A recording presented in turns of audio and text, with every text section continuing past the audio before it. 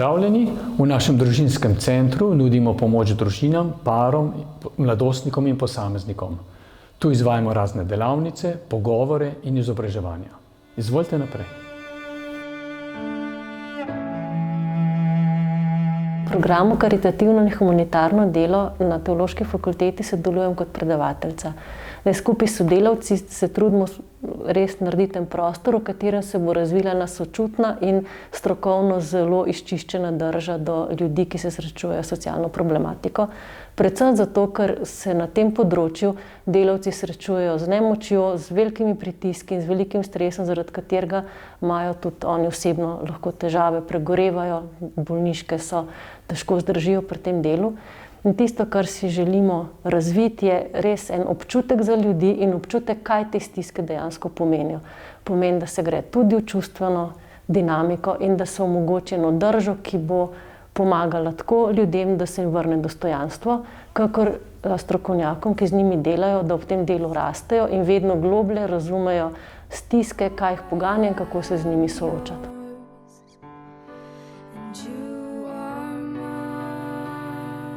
Karitativno in humanitarno delo je enoletni program praktičnega usposabljanja oziroma izobraževanja, na katerem pa slušatelji spoznavajo različne metode, tehnike, izzive pri svetovalnem delu in pri delu z ljudmi v stiski. Ob zaključenem izobraževanju imajo pa slušatelji s predhodno izobrazbo teoloških smeri tudi možnost pristopa k strokovnemu izpitu iz socialnega varstva.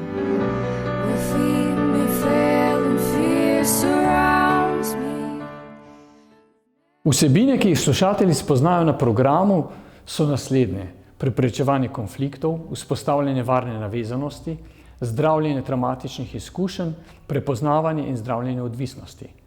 Spoznajo moč besed, ki prodre v globino človeškega doživljanja, in tudi moč besed, da umiri čustven nemir in kaos.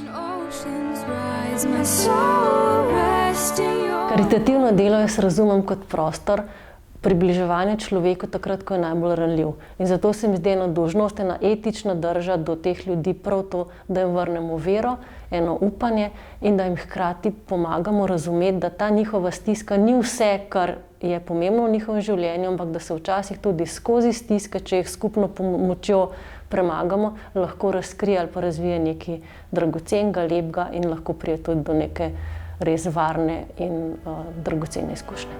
Na področju svetovanja in terapije delam zdaj že skoraj 7 let in nekako sem največ v stiku z otroci in mladostniki in njihovimi starši. Pri samem delu pa moram reči, da je zares veliko veselje, ko ob enem takem spremljanju ljudi, ki se znajdejo v neki stiski, skupaj z njimi doživiš to, da v eni stvari se veliko lažje razumejo, same sebe, svoje odnose, v katerih živijo. In ko začutijo več ene kreativnosti in poguma za ustvarjanje svojega življenja in svojih odnosov. Mene pri delu z ljudmi, pa tudi v mojem lastnem življenju, najbolj preseneča to, da takrat, kadar smo v stiski in tuhtamo in iščemo rešitve in smo tako črnogledi, pravzaprav ne vidimo tiste najbolj enostavne rešitve, do katere nam lahko pomagajo samo drugi, in to je, da odpremo svoje srce.